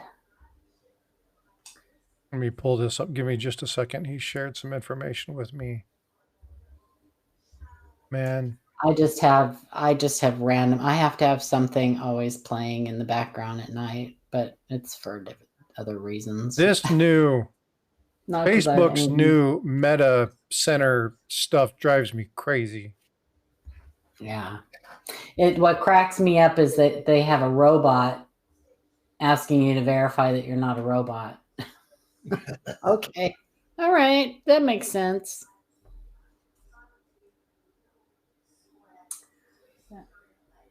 Coin collecting. Oh, good. Capital to put up the. I keep getting all of these. Your account will be closed in the next however minutes if you don't click on this link, and then it points to some weird channel. Like, oh my gosh, you guys really? Don't be careful with that. Don't fall victim to that kind of stuff. It's horrible. I get that all the time too. Yeah. We've had to cancel your account. Or your $3,000 Amazon orders on hold because we don't have your address. Right. Yeah, silly. And stuff is easy to verify too. If you guys ever get anything like that, just go into your true account, and because there will always be a message or something in that actual account. My wife always goes, "What do you charge for $3,000?" I didn't charge nothing. And then you just check the account or check the credit card. And, Yeah, and you have to be very careful because again, the problem with a lot of these social media accounts, I'm trying to pull this up real quick, The problem with a lot of these social media accounts is that they sell and share your data. And so the information that you post, people will gather information from you, and then they will be able to target exactly some of the stuff that you've done and some of the recent posts that you've made. And then they can put together a fairly good argument based off of stuff that you put on your social media accounts. And so it's very directive. And you've got to be very careful with it because it can sneak up on you and bite you. So this is, Jack just sent me these. These are a couple examples of the very slabs that actually attribute, and they show you the attribution and what it is that you're looking for. And I love those. Okay, now I know who it is. I had never seen these before. This is something that's new. I wish that all the TPGs did that. I wish they all did that. So do you have to get something in and then send it to them specifically, or how does that work? What do you mean? Well, like, so let's say that I have a coin that is PCGS or NGC, and I want to send it in because it's not listed as a VAM3. I have an 1883 sitting here that's a VAM3. So would I have to send that directly to this Verislab and then have them do their work, or will they take another slab? How does that work? Well, I imagine that they would crack it out of the PCGS slab, right? I don't know. No, they put that's a sticker. Oh, they just put their own sticker on it? Okay. Yeah. Because they do other varieties besides VAMs. Oh, that's fancy. They'll add that label on the slab. Right. So if you've got a PCGS coin that doesn't have, like, there's something that they don't list, you can actually have them. Because I've seen some at Brian Rain's table. I've seen those too. I think it was at Brian's table that I saw those, now that you mention it. Yeah. Do you know what they charge for that, Jack? Or does it depend on... Well, Jack, I know you don't like doing live streams, but if you could, like, send me, like, some detailed information, we could go over it. I'd like to know more about how to do that, because I definitely have some things that I would like to have attributed that are in holders. I've got a double die in a Buffalo nickel, right? That it's not attributed. I would love to have some of those things done, and depending upon what the price is. You mean it's not listed anywhere? No, it's not on the label. It's not listed on the label, but it's actually in the coin. Gotcha. So it's one of those things that I cherry picked, right? So gotcha. Somebody put that up, and I was like, "Oh my God, that's a double die." People didn't even recognize it, and I was able to get it for like $17, and it's like a $90 coin. Nice. So I'd like to find some of those, or find a way to label that. Yeah. I gotcha. Yeah, AZ, I joke with my daughter about that all the time. I can look through 10 rolls of coins, and my daughter will go get something from the store, and she'll find a W quarter. Little fart. Well, like, I don't know why you say they're so hard to find. I think I found like 6 or 7 of them, and she doesn't even look for them. Yeah. Well. What's with the coin in the blue? So this is something that I just picked up. This is really cool. This is a space coin. I put this up here just to kind of rub Eric's nose in it. Because him and I both love space stuff. But this is a really cool coin. It comes from Barbados. $5 coin. Then they put it in the slab, and then they put it into their other slab and stick it into these little limited holder edition. It's just a way of taking a slab and making it worth no more, just thicker. So it makes it harder to store. I would love to I'm probably going to crack it out of this thing. But there's a limited edition. There's not very many of these. I think there's only like 44, 45 of these in this particular setup, but I'm not worried about that. I just want to do the coin. The coin had a very limited number. I just like the space program, right? And this is one of those things. Oh, Jack, have a good one. Take care, bud. I think I get a licensing fee for that blue coin. Yeah, they're really cool. I really like this. But I love space coins. But I brought that up here. I just picked that up. I brought that up here just to bother Eric because him and I when I was God, it was been about a year ago, I guess, was really talking to him about the coins and the Apollo 11 and the stuff that I was doing for a video, and all of a sudden he comes back. He's like, "Dude, you suck." I just bought a bunch of silver and rounds and coins and stuff. What's up, Copper Al? How you doing, bud? Good to see you. And then this book, if you guys don't know what this book is, this is The Lost Ways. And this is one of those that talks about all the old ways of doing stuff. This is more of a prepper style thing. And I was talking about that because when we discussed the old ways of doing things, and, you know, hard men create good times create soft men create hard times. And we were talking about the cycle of that. It's knowing how to do stuff in a situation where you have to protect yourself. So I have that book here. It's something that I keep handy. I'll pull it out every once in a while and teach my sons how to, you know, light fires and how to properly stack stuff and where to place the kindling. And we talk about doing different things. And so it's just really cool stuff. Opus, are you interested in a 5-ounce Apollo 11 space flown metal? Absolutely. Send it to me. Opus, we'll talk about it. We'll coordinate something, see what we can find out. But yeah, it's a really neat piece. And like I said, I put it up there just to kind of rub Eric's nose in it and say, hey, look at this. Because he blames me for buying things that aren't pennies. Look at my thing, Frosty. I would rather not. No, the 5-ounce. Oh, okay. Sorry, I couldn't resist. It was there for the taking, you know. That's the last shameless one that you made me buy. It's a little washed out. Well, it's because of yeah. Well, this has actually been cleaned. I actually got it. I think it's 5 ounces. I ended up getting it for $70 because I think silver was under $20 an ounce when I bought it. Whoa. I remember when and I bought 2 Apollo Soyuz that were in the holders still at the same time. I sold my 5-ounce Apollo coin. Yeah, I think this is, I'm trying to think where this one is from. It's not from the United States. This coin isn't. But the other 2 were.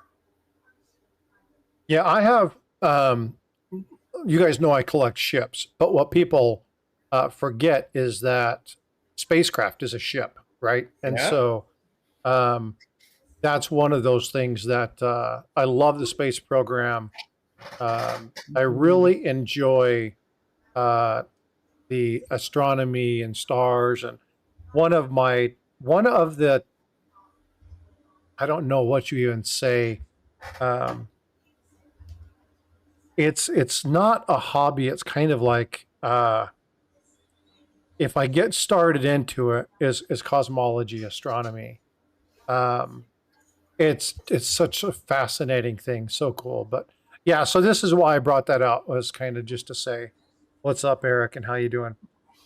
Christine, I have tokens made from recycled copper, the Statue of Liberty. I wish someone would mint a coin with recycled silver that went to space.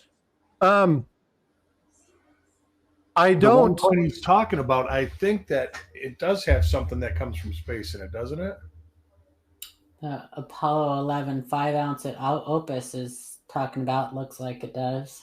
Yeah, there's who minted that? Do we know? I don't. I'll have to find out. Probably Nui. Probably one of those. Right? They do a lot of stuff with the Apollo 11. 5-ounce also for Apollo. Yeah, but not with.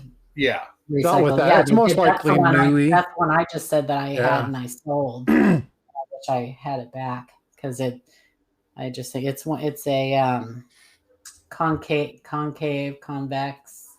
Yeah. So Christy, another aspect of that that is really cool is when they do the shipwreck coins.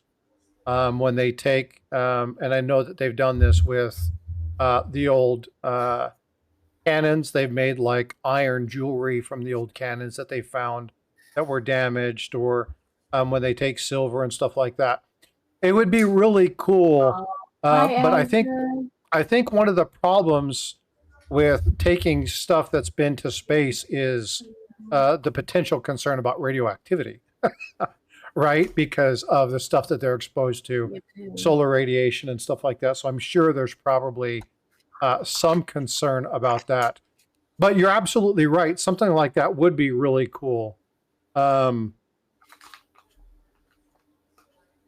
So let's see. Have Hold a on. great day, Azure. Have a good one, Azure. Thanks for all your support. Appreciate it. Heading back out to the gym. Yeah, that's something I need to get my butt back to. I just got a yoga ball. I used to have one at work, and that's exactly what I would do at work is I would sit on a yoga ball. I love it. And it's really good for your core. Just sitting on one for a period of time. Here's what Opus just sent me. Feels great on your back. Hold on. That is not the same one. What the heck happened?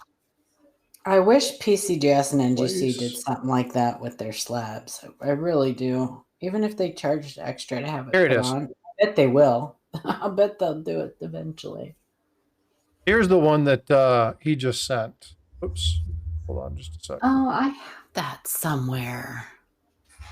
Not slab, but I think that's the 50th anniversary one. Yes, I love that. And then this is the one that was done from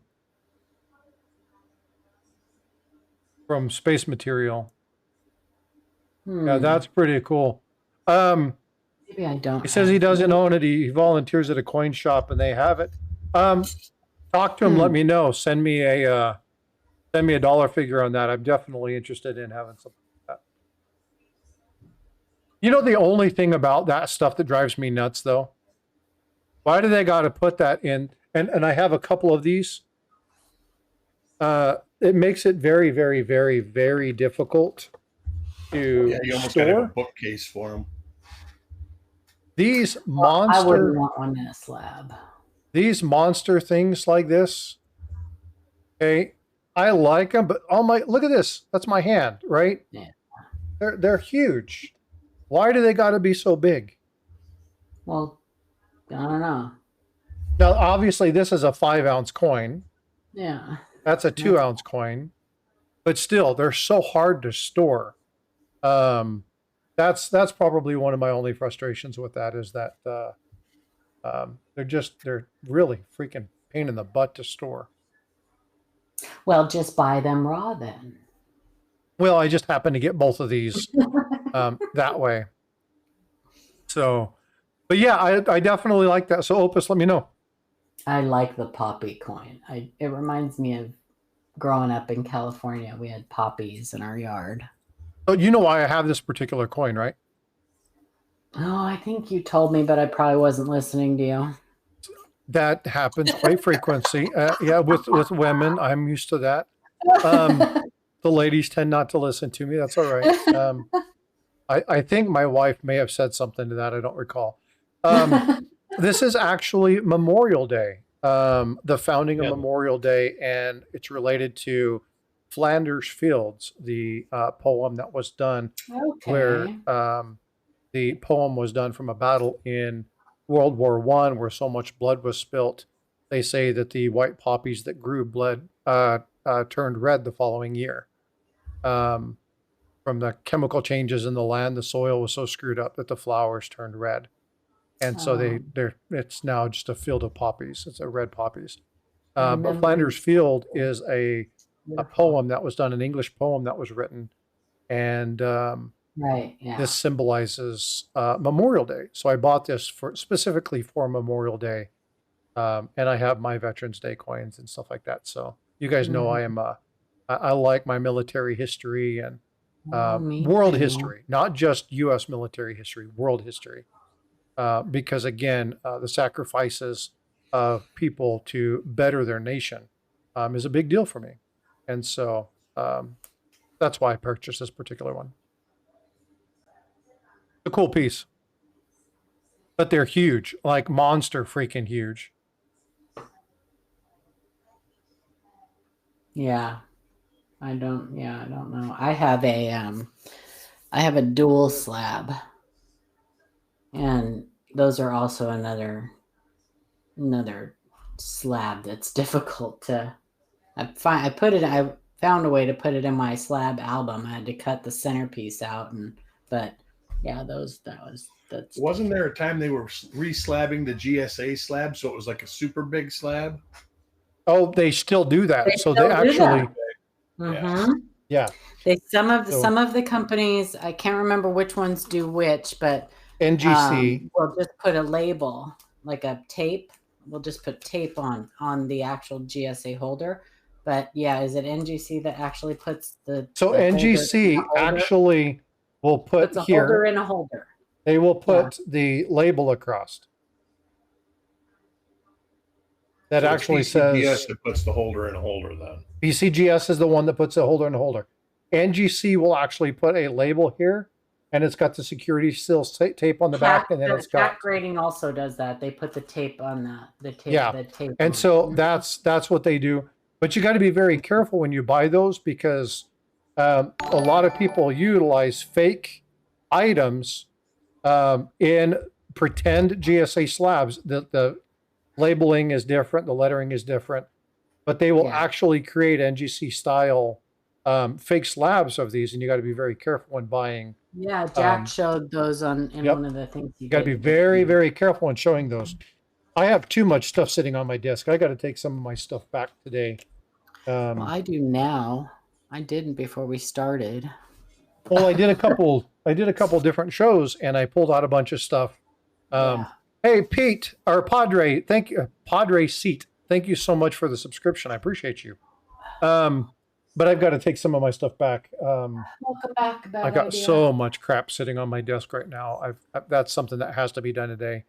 But yeah, so you want to be very careful with that. But I do like that piece, Opus. So yeah, when you see them later today, reach out to me and let me know and give me back. I don't know that I'll be able to do it immediately.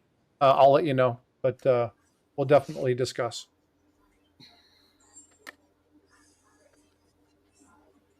Yeah, I like that astronaut. Yeah, it's a beautiful piece. And the one thing that's really cool about this community is if people know that you're looking for stuff and that you like stuff, they will keep eye out for stuff. Like people are constantly looking out for chip coins for me. People are constantly looking out for war memorial, like the Pearl Harbor coins. Like, you know, this was as soon as Oregon is the one that I got this from, reached out to me and says, "Hey, I found something for you. Let me know if you want it." I'm like, hell yeah, I do. So that's one cool thing about this community is there's a lot of people, once they find out what you like, you have a bunch of people looking out for stuff like this. And so he's a nice guy. I met him. I went to lunch with him and met him and his wife. His wife gave me a candle. Yeah, he's a really nice guy. He doesn't. He only lives like 20 minutes from me. But. Christy, for the Manhattan Project, we use 14,000 tons of silver to enrich uranium used for Little Boy and Fat Man. We just obliterated 3 nuclear enrichment sites. How much silver was down there? Yeah, who knows? An interesting question. Interesting question. Who knows? It'll be mined eventually. I'm sure. Let's see. Being outside gardening. Oh, you're talking about gardening and the things. Lots of health discussions today. Yeah, can imagine for sure. Yeah, I mean, again, you know, I mean, they'll go back through and they'll find some stuff, but they may have moved it. We don't know. Yeah, it's hard to say. Think about how much precious metal was in the World Trade Tower that had just been moved prior to that as well. So it'd be interesting to see if there were any other pieces of intelligence on that, but I'd be curious.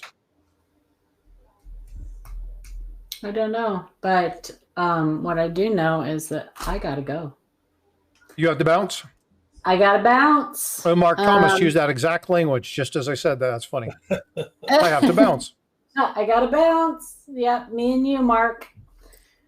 All right. Well, you guys have tomorrow, Paula. Last weekend and happy Independence Day weekend and happy kickoff to our sesquicentennial next year. Absolutely. I'm 100% looking forward to sniping myself one of those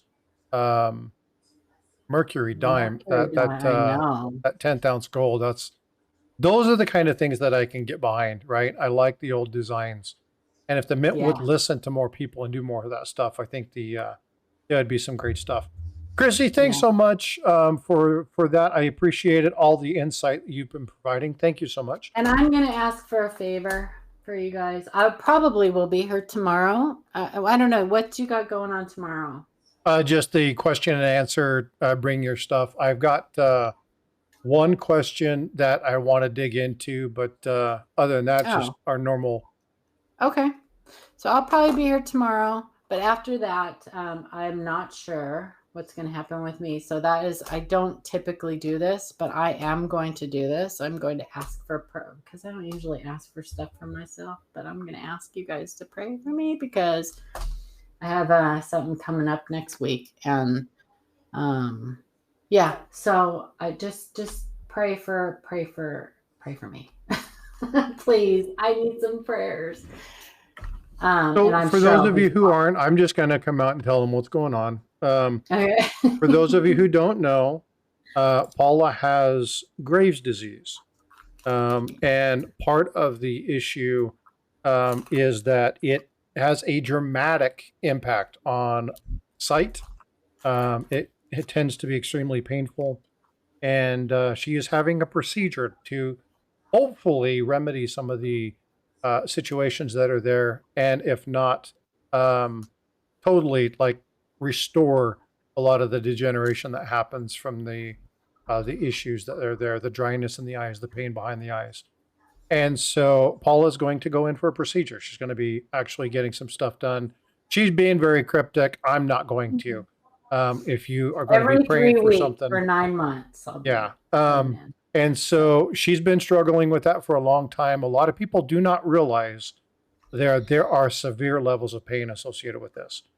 And Paula and I have talked quite frequently. She's had to deal with many uncomfortable situations where she's just like, I can't be up because I can't see. You'll notice that she hardly ever puts herself up on the screen because there's when her eyes are bad or they're really aggravated, they tend to be disheartening, right? And so just be praying for Paula. She's going through tons of stuff with that. But again, there's going to be a procedure and she doesn't know how it's going to work. So just pray for peace and comfort and for the people who are, matter of fact, you know what? Forget this. Say, God, I ask right now that you would come to offer a sense of peace and comfort in regards to the procedure that's coming up. One thing that I would like to say is that you guide the hands of the surgeons that are going to be providing this procedure, and that you have the total outcome of things, and just provide comfort and peace in what the surgeons are going to be doing, the staff that's going to be supporting her, and then help the recovery of this, just to make sure that she knows, number one, that the recovery will be there, but also that she has a number of people that are standing beside her. Impress people's hearts to reach out and to let them know that they're thinking about her, not just through the channel, not just through the stream, but to her, so that she can understand that she is loved and appreciated. I thank you for this, Father. We know all things can happen through, so we appreciate this. In God's holy name, amen. Amen. Thank you for Yeah, that. love you, Paula. And Love you again, guys too. Thank very, you so much. very important. We appreciate you and all you do. And folks, do me a favor, okay? If you have our number, don't text her. She probably won't be able to deal with that for a couple of days. So call her and just say, okay.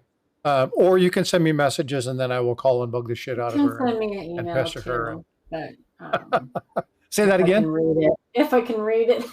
Well, that's what I said. Just send me I'll the be messages fine. and I will just call her and I'll be fine. I will pester the hell out of her. It's a long, drawn out process.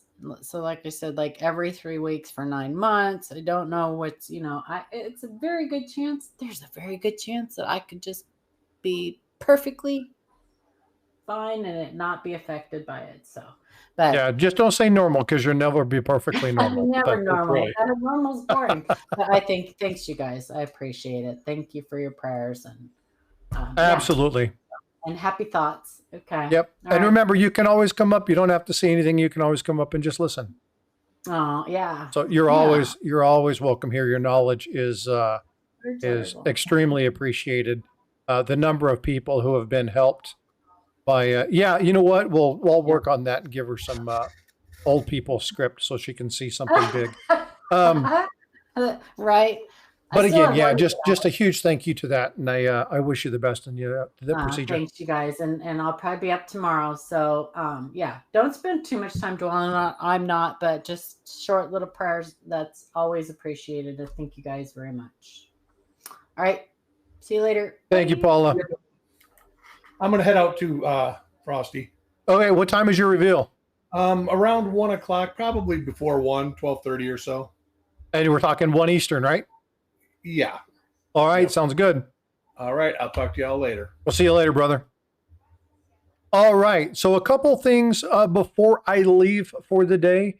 Remember that tomorrow is just your question and answer session. We're going to have a number of people in chat who can answer questions about authenticities of coins. We can look at images if you have stuff that you want to send me. One of the questions, and it was a really, really good question relating to the coin trivia that is out there for the month of July. Again, if you haven't seen that, make sure you're going to go look at that. If you're a new subscriber or if you haven't subscribed yet, go subscribe to the channel. Go check out the short for the July contest. You have the opportunity to win some silver coins. But the question is this mint mark real or not? Is this a real coin? Is it not? And there's no wrong answers, only opportunities to learn. But there was a question that came from that. And I really want to address this tomorrow. So this is one thing that we will be talking about. Without giving the answer away, we're going to talk about the adding or subtracting of a mint mark. And we're going to talk about how you can identify whether or not a mint mark is real or not by utilizing some of the resources that are out there. So we're going to go over a little bit of that tomorrow. So please make sure you come and are a part of that. So I'll be posting the live stream here in just a few minutes. So as soon as you get that, go over, hit that notification and make sure that you're here tomorrow. But if you have questions on coins, you have a picture that you say, hey, I want to know about this, please send it. It's frostbytecoins@gmail.com. That's Frostbyte, Frostbyte, just like in the sticker that you see on my screen. Send me an email, send me the photos, ask me some questions, and we'll be talking about that. And then again, you can always ask your questions in chat. I've been blessed to have a number of wonderful, wonderful people in the stream that are here to help, to hear support. Some amazing coin shops that come in, Harlan J. Burke. We've got a couple people from there that pop into the stream periodically. We've got Mike and Matt from the Coin Show podcast. We've got Copper Coins that comes in, obviously live coin Q&A. So there's just an amazing array of people. Jack Young, Jack Riley with the counterfeits. I'm trying to get a couple other people to engage in some more conversation. So if you have questions tomorrow, please come and bring those with you. And again, share this out. Let your friends know that we're going to be doing this. So if they have additional questions, we will do that. The last thing is, please do me a favor, and we have more flooding, more raining in San Antonio and the surrounding areas today. Keep in mind the people that are suffering, especially in Kendall and Kerr counties. Lots of life. And for those families that lost all their kids at the church camp, it's a still ongoing story. But be praying for the families who lost their little ones, sending them off to what should have been a weekend of fun that turned into a week of terror. So be praying for those families. Be praying for the people who are losing property and life and everything else in this. It's just, we need the water, but not like this. All right, folks, I love you guys. I appreciate all the support. Thank you so much for everything that you guys do, for being here, and again, for sharing it out.